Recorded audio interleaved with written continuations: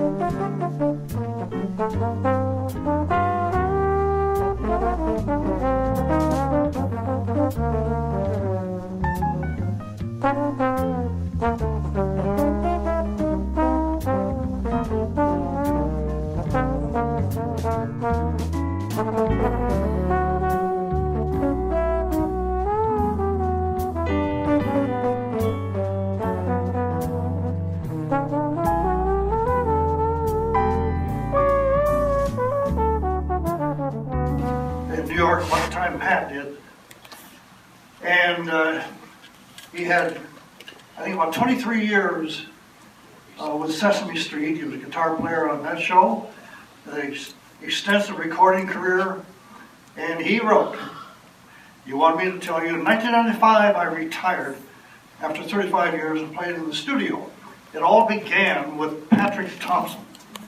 We were bandmates on a 9-piece territory band playing one-nighters all over the Great Plains. Patrick and another bandmate, Bill Ward, decided to move on and try their luck in New York City. They urged me to come along. After spending some time in Denver with my folks, I got on a bus with my guitar and headed east. When I got off the bus, Pat and Bill were there to meet me, and we were in a cab headed to an apartment. On the way, surprise, Patrick informed me he had arranged a teacher for me through a friend that he knew who was playing trumpet with the Russ Morgan Band, which was being featured on a CBS TV show. Pat met Al Carolla, CBS staff guitarist, and arranged lessons for me, Jim. Thus, Pat opened the door for me to what turned out to be the most wonderful years of a career in music.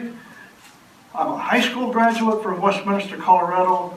Could never have imagined anything like this. All thanks to Patrick Thompson, my dear friend and generous friend, and also a very funny man." And that's Pat and I used to go out for dinner a lot, and we used to hang out together all the time because we could make each other laugh, like Jack Benny and George Burns. And I always like to say that we've almost been thrown out of a couple of very nice restaurants for being too boisterous and laughing too loud. But that's what we did, and it was a lot of fun. To give you an idea of one instance of Pat's sense of humor and how his mind worked, he was doing a play at the, I think, Summerlin Theater, and I was fortunate enough to be hired to videotape a lot of the plays he was in. And it was Sound of Music.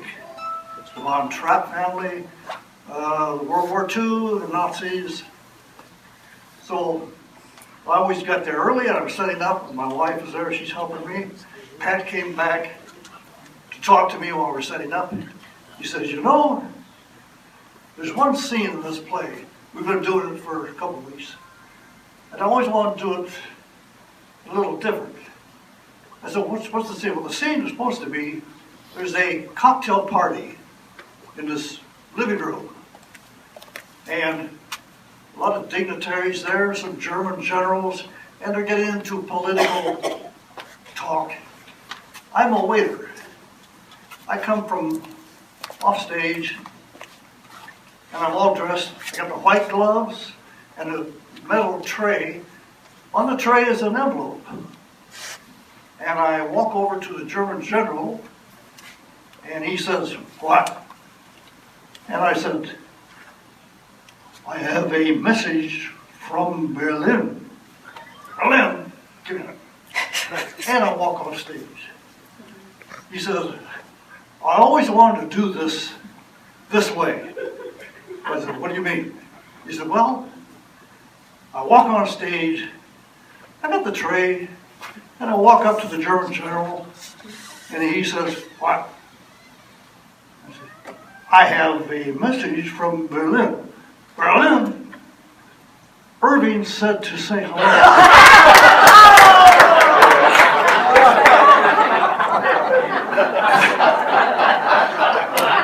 Well, you can imagine, this is in the back of my mind, it's a very serious scene, of course. And I know he's not really going to do that because it would shut down the show. But the scene comes up and I'm tight on the clothes, so I'm kind of walking in, and there's not a sound in the audience. My wife and I are back here. We're trying to keep them laughing because we know, as you want to say, this is from her. And Pat said, clear up on stage. He could hear Helen and I. We're trying to hold ourselves together, and I'm trying to keep it just. So I just want to close with a remark that Stan Laurel and Oliver Hardy were big fans of theirs. And there was a message that Stan Laurel left that he wanted made at his funeral. He says, I want this to get across, and I'm sure this is what Pat would say now, but he said, if anybody cries at my funeral, I will never speak to them again.